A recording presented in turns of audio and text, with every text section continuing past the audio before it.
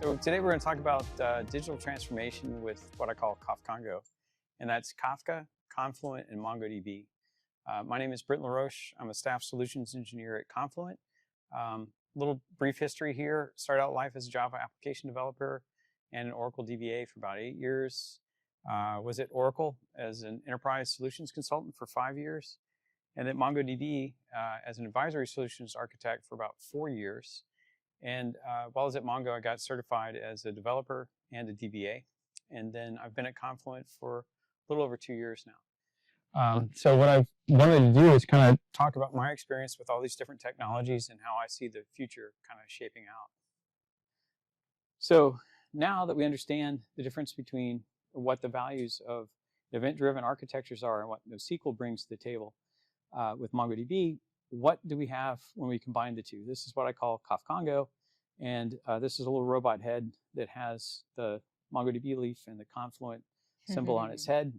Did that at Dream AI. It generated this for me off of a prompt for robotic neurons.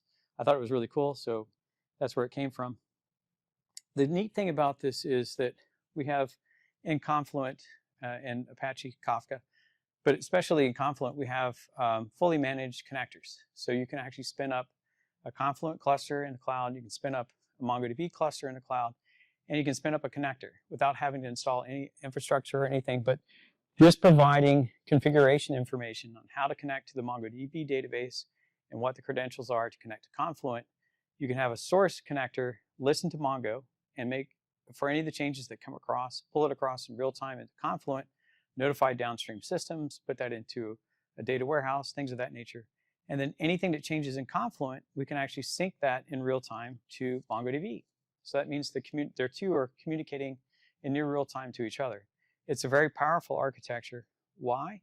Because everywhere you have Confluent, you have MongoDB and vice versa. So we have open source offerings that you can run on-prem. You can run enterprise editions on premises as well. You can have hybrid. So you can actually have in the cloud talking to on-prem, both with MongoDB and with Confluent. You can have the architectures for both of these deployed across all of the major cloud providers. There's multi-cloud, so AWS, GCP, and Azure, and it runs cross-cloud. So both of these technologies are in all these locations, and we communicate to each other in all these locations with the same capabilities. So no matter where you are, you're able to get data from your MongoDB instance into the Confluent cloud and vice versa, or on premises. So it's a beautiful architecture. It's a beautiful paradigm. And if you do want to manage it yourself, you can always use the open source version. So MongoDB change streams is basically how this developed. Anything that's actually in MongoDB that changes, there's a change stream API that notifies other things that you want, especially triggers and Kafka. And that's how the data flows into the connector architecture through real-time event notifications. The connector architecture has both a sink and a source. So data coming from topics flow into MongoDB and vice versa. Data changing in MongoDB through change streams flows into Kafka, into different Kafka topics. So this is a paradigm that I've seen at different banks, at Toyota Financial Services, at IoT use cases and things of that nature, where you, in this particular case, this is more of a legacy modernization use case that I've seen. So you have payment processing, for example, coming into an IBM mainframe. You can take that mainframe data through NiFi, through Click, or DB2I CDC connector with an IBM CDC Kafka agent. That puts the data straight into Kafka with the MongoDB connector that flows into MongoDB Atlas.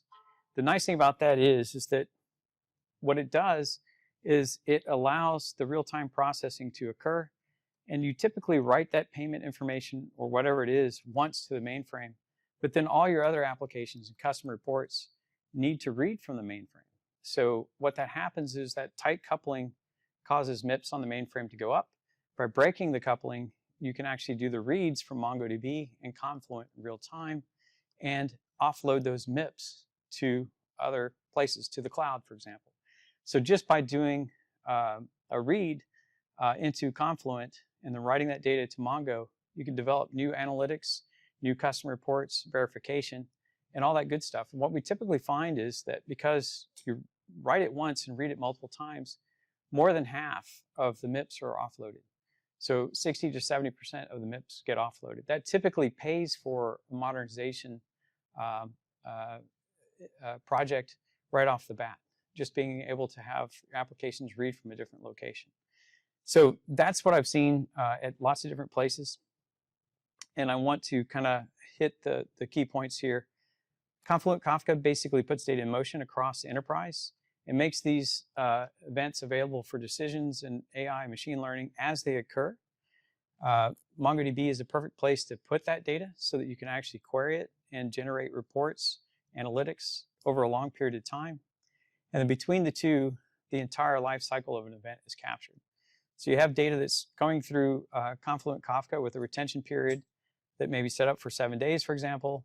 If you want the complete history, then you go to MongoDB and you get it. So you have the ability to do real-time decision-making and historical analytics all together with these two technologies.